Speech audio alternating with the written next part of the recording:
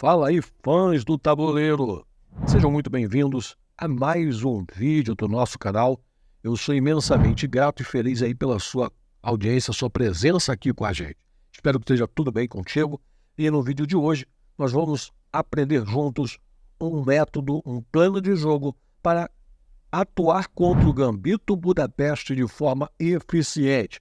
Este é um gambito bastante recorrente, tem algumas trampas, algumas armadilhas, você tem que ter alguma cautela para jogar contra ele, mas o plano de jogo que nós vamos conhecer hoje aqui é um plano de jogo da escola russa, bastante interessante, elaborado e apresentado por um instrutor russo, inclusive. Jogando ele, você no mínimo sai com vantagem jogando de brancas e, se não, quiçá, um jogo vencedor. Então prepara aí papel, caneta para anotar, porque vai valer a pena. E nós vamos estudar então este plano de jogo e vai ser enriquecedor para o nosso xadrez. Então lá, preparem suas jogadas, porque hoje é dia de explorarmos os segredos do xadrez.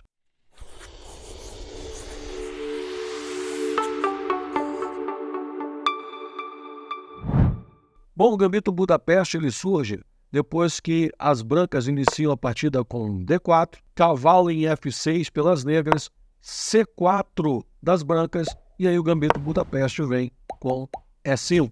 Esse é o Gambito Budapeste, onde as negras oferecem o peão central do rei. Se capturado pelas brancas, esse peão do rei tem a ideia de que posteriormente as negras recapturem o peão que tomou e aceitou o Gambito. Mas nós temos aqui, então, um plano de jogo para a gente conhecer melhor o que fazer nessas circunstâncias. Bom, o melhor nesse momento é aceitar o Gambito. A gente aceita o Gambito. Existe o Gambito Budapeste recusado? Existe. Mas nós vamos conhecer a linha mais trivial, mais comum, mais tranquila de jogar, que é aceitando o Gambito. Então, aceitou o Gambito Budapeste, D toma E5. Normalmente, cavalo em G4 é o lance típico, é o lance padrão. Primeiro passo para evitar armadilhas e etc. é jogarmos E3. A gente já toca o cavalo, já de antemão libera o bispo de casas brancas, defendendo ali o peão de C4 e permitindo também a saída do próprio bispo. E mais na frente vai facilitar o roque e etc. E aí nesse ponto, as negras retomam o peão de E5. E é nesse momento que começa aí, então, o nosso plano de jogo diferenciado para enfrentar esse gambito, que é o Gambito Budapeste, de forma eficiente. E o lance é esse aqui. Cavalo em H3. Uau, mas isso aqui parece loucura. Em primeira mão, sim, mas você não perde por esperar. O cavalo em H3 ele tem um objetivo bastante claro nesse plano de jogo e vai nos permitir realmente atuar no tabuleiro com uma força de jogo tão boa, tão grande, que as pretas não vão ter saída. A gente, no mínimo, vai sair com a vantagem, tá certo? Normalmente, as respostas são D6, nesse momento, ou até bispo em B4, cheque. A gente vai conhecer essas possibilidades, tá? Mas vamos começar com o mais comum, que é o D6. O que é que a gente faz aqui nessa sequência? Por que que o cavalo foi para H3? Qual é o objetivo? Bom, o objetivo de cara, antecipando já para você entender, é que a ideia é que este cavalo venha se colocar em F4. Sim, por que o cavalo em F4? Porque a ideia desse plano de jogo é dominar a casa de D5, apoiado futuramente pelo cavalo em C3. Esse plano de jogo, acompanhado de outros lances que a gente vai conhecer, vai nos permitir um jogo tranquilo, eficiente e com vantagens contra o Gambito Budapeste. Então vamos prosseguindo aqui. Deixa eu tirar a marcação nesse momento para tornar o nosso aprendizado mais dinâmico, mais interessante. Nós vamos acompanhar uma partida real que aconteceu na Bielorrússia, na cidade de Rodin, em 1989, com Alexander Zazogin e Filimonov. Olha, dá uma olhada, porque o instrutor desse jogador, Alexander Zazogin, é quem ensina esse plano de jogo e ele vai mostrar como é que se desenvolve. Então percebe só, nesse momento com D6, as brancas colocam o cavalo de H3 em F4, dando prosseguimento a este plano de jogo. E aí, na sequência da partida, foi jogado cavalo de B em C6. Brancas prosseguem com bispo em E2, permitindo aqui a possibilidade do roque pequeno, ok? Inclusive também com o bispo já pronto para atuar com mais liberdade, né? Dando aqui liberdade de um bispo de atuação, desenvolvendo peças, o que é teoricamente importante. Pretas jogaram bispo em E7. Análises chegam a dizer que teria sido melhor fianquetar com G6, mas foi jogado o bispo em E7. Brancas rocam, pretas rocam, e aí prossegue. E as brancas colocam o cavalo em C3, dando prosseguimento ao plano de dominar efetivamente a casa de D5, e você vai ver o quão é interessantíssimo ter esse domínio contra o Gambito Budapeste, porque você vai desenvolver jogadas subsequentes que vão dominar de forma esplêndida o jogo. Seus adversários vão ficar realmente coçando a cabeça de onde que você tirou isso. Pretas jogaram bispo em F5 e na sequência, então, cavalo de F em D5, concretizando ali o primeiro passo para que o plano dê certo. O primeiro passo era esse, dominar e ocupar a casa de D5. Feito isso, a sequência agora é um complemento, é a cereja do bolo. Nessa partida foi jogado A5, possivelmente planejando entrar com este cavalo em B4 para questionar o cavalo de D5, quebrar essa fortaleza que está aqui, tá certo? E as brancas avançaram energicamente E4, já lotando as cartas na mesa. E esse lance exclama, bispo se retira para D7, e aí vem a continuidade do plano, com tudo que você fez permite exatamente isso agora, F4. Você começa a ter um centro de peões fortíssimo, dominando o centro, só que um detalhe, nesse plano de jogo, o peão de F ele faz uma trajetória triunfante. Então, dominando essa ideia, toda vez que se apresentar o Gambito Budapeste no tabuleiro para você, você nunca mais vai ficar perdido sem saber o que fazer. Você vai ter um plano na manga para deixar as pretas em pandareco, em pandemônio, sem saber o que fazer. Então vamos para cima. Cavalo retirou-se para G6 e aí avança seu peão para F5, tocando de novo o cavalo. Cavalo retorna para E5 e aí, meu irmão, exclamando F6. Olha que força de lances. Nesse momento, as pretas tomaram de bispo. Bispo tomou F6, cavalo retoma dando cheque. Dama não pode tomar, porque a torre está apoiando esse cavalo, tem que tomar de G. Então, G tomou F6. Já primeiro passo, olha, veja que destruiu ali, já deixou debilitadíssimo a estrutura do roque das negras. Isso vai ser muito bem aproveitado nos próximos lances.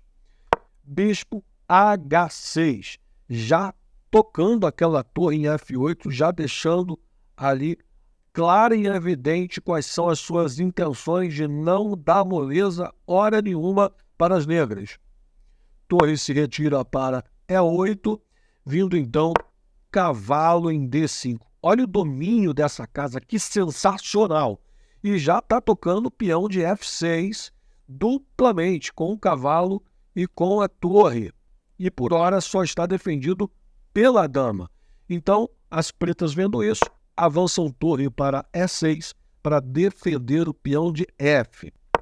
Brancas jogam H4 nesse momento. Por que H4 nesse momento? Porque ficou claras as intenções. Toda vez que você está jogando uma partida de xadrez, a pergunta em cada lance que o adversário faz é quais são as intenções dele ao jogar esse lance, ok? Primeiro que você está jogando com um plano de jogo, isso já vai te diferenciar. A maioria dos jogadores iniciantes, até no intermediário ainda tem muito isso, as pessoas jogam e nem sempre com um plano de jogo, vão movimentando peças, fazendo aqueles lances triviais e não tem um plano muito claro. Aqui você está aprendendo a jogar com um plano claro de jogo, o que vai te permitir ter sempre um as na manga, meu irmão, para puxar na hora. Por exemplo, ele tinha aqui nitidamente a intenção de avançar o peão de F, deixando o bispo sob ataque, e ao mesmo tempo que atacava para tomar o peão de E das brancas. Só que com H4, se ele avançar, vai levar um peão em G5, atacando direta e escancaradamente a sua dama. Então, foi um lance profilático, enxergou as intenções das pretas e já se preveniu. A partida prosseguiu com um cavalo em E7, a ideia de tirar aquele cavalo de D5. É um cavalo que está num posto avançado muito bem colocado e eles querem trocar. E as brancas jogam dama D2. Por quê? Porque o roque das pretas está debilitado. Ele já está reunindo forças para aproveitar essa debilidade. Toda vez que você está jogando no tabuleiro, você precisa procurar pontos fracos para explorar. E é o que as brancas estão fazendo. Cavalo toma o cavalo, peão de C retoma o cavalo, atacando a torre que tem que se retirar e ela volta para E8. Brancas jogam torre em F2, já preparando a sua tomada dessa coluna de G, que está aberto, o rei está na reta, está tudo favorável para o jogo das brancas, e as pretas avançam o peão para F5, permitindo a saída da dama. Olha só que coisa interessante. E aí o que as brancas fazem? Retomam o peão de F. E aí as negras tomam o peão de H4. Tudo coordenado. Bispo está defendido pela dama branca, não tem perigo. E aí, olha que interessante, G3. As brancas jogam G3. Pretas não podem tomar, mas se tomar não dá cheque, tem mais torre cobre cravando a dama e cairia e perderia a Dona Maria. Ficaria complicadíssimo. Então, as pretas não têm opção, tem que retirar, voltam. E aí, meu amigo, olha que finesse nesse lance. Peão em F6, fechando total acesso da dama negra à ala do rei. E o rei não tem muito o que fazer, está preso. E a dama agora tem tudo na sua mão. O que as pretas fazem? C6 foi o que jogaram. E aí, senhores, bispo em F8, meu irmão. E não tem mais o que fazer, as pretas têm que abandonar. Exclama, exclama bonito. Por quê? Porque se tomar de torre, deixa eu tirar as setas aqui, ó. Se tomar de torre, não tem o que fazer. Dama, G5, cheque. Rei vai para H8 no próximo lance. É mate com dama em G7. Se tomar de rei, dama em H6. Cheque. Vai ter que voltar o rei para G8 e dama G7, mate. Então, é o finesse. Você viu aqui o plano de jogo que empreendemos com cavalo em H3, cavalo F4 e dominando D5. A próxima partida que a gente vai conhecer, que é o mesmo plano sendo posto em ação, só que dessa vez as pretas vão jogar bispo B4 dando cheque. Você vai poder saber o que faz e a eficiência tão brilhante desse plano de jogo. Foi jogado em 1990 em Vitebsk por Alexander Zazogin contra Yanukovych e foi assim que procedeu.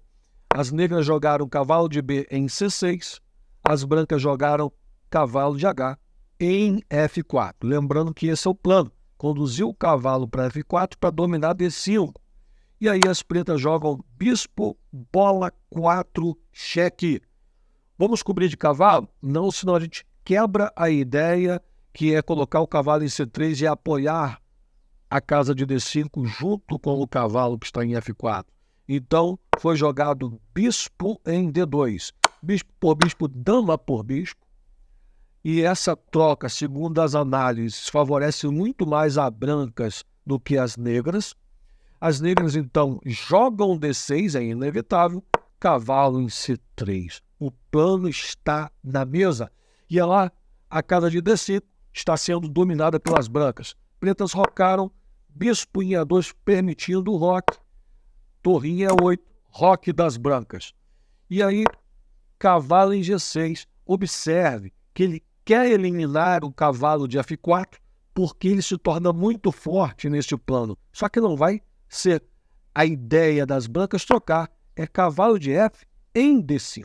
O plano é esse. É isso que permite a eficiência contra o gambito Budapeste nesse plano de jogo. E aí foi jogado o bispo em F5. O bispo em F5, olha o que as brancas vão fazer. Ó, F E4. Você vai entender que ele já iniciou a marcha desse peão. Lembra da partida anterior? Que esse peão faz total diferença nesse plano de jogo? Dama vai para D7. Torre de A é 1. Cavalo em E7. Já questionando aquele cavalo. Só que na hora que ele entra em E7 para questionar o cavalo que está em D5, que é um cavalo que fica muito colocado, muito forte neste posto avançado, permite que as brancas exclamem jogando E4, tocando o bispo. Que nesta partida eles tomaram um cavalo e aí, senhores, lá está. Dominada a casa com o peão em D5. Bispo foi para G4 e nesse momento, olha o que as brancas fazem. Tocam a dama e a torre com o bispo em B5. A máquina já dá uma vantagem esmagadora para as brancas. Elas são obrigadas a se defender jogando C6 e aí bispo A4. Bom, as pretas tiram o bispo para H5 e aí o peão começa a sua marcha subindo para F5, tocando o cavalo que tem que se retirar para E5 e dama em G5 e já dá um oi para o bispo de Casas Brancas das Negras e dizer aí, companheiro, vai se meter aonde agora? E aí o que as negras fazem é jogar G6. Muito bem. H3 preparando o G4, o bispo não tem para onde ir, vai cair esse bispo. As negras jogam dama em C7, estão querendo dar cheque na diagonal de B, e as brancas prosseguem. G4, bispo não tem para onde correr, então toma o peão de G, H retoma, H6, tocando a dama que vai tomar o peão, e aí o cavalo retoma o peão de G, tocando a dama. Dama volta para H3, toca o cavalo e as pretas dão cheque em B6. Brancas sobe o rei tranquilamente. Rei G2. Não tem mais nada aqui. Não, mas se as pretas tomarem peão de B2, dando cheque ao rei, não pega nada. Nós temos simplesmente torre em E2, cobrindo o cheque, atacando a dama. Cavalo está defendido pela dama. A dama vai ter que se retirar e vai cair esse cavalo. Então, não tem eficácia nenhuma. Pretas jogaram rei em G7. Peão de F toma G6. Peão retoma. Dama toma o cavalo em G4. E aí, você tem as brancas completamente ganha. As pretas abandonaram. Não há mais muito o que fazer aqui. Dama está entrando, torre está dominando a coluna, está em vias de mate, a vantagem de 5 pontos para as brancas. Prova-se ali uma vez mais que mesmo com o bispo em B4 ou que seja o D6, esse plano de jogo permite você uma eficiência no tabuleiro. A cavalo H3, cavalo F4, cavalo C3, dominando o D5, permitem você um plano de jogo. Um plano de jogo. Não é um jogo aleatório, empurrando peças, que vai deixar os seus oponentes queixo caído, vão se perguntar: o que você está fazendo, rapaz? Parece um lance louco, cavalo em H3 jogando cavalo na extremidade, mas você vai dominar o tabuleiro. Eu espero que esse vídeo, essa informação, seja uma ferramenta de grande utilidade para você, que você possa desfrutar maravilhosas partidas jogando essa linha, esse plano de jogo. Se você gostou do vídeo, deixa um like bacana, se inscreve no nosso canal, porque vai ter muito mais vindo por aí. Nossa ideia é melhorar sempre, trazer sempre o melhor. Te espero no próximo vídeo e aquele abraço.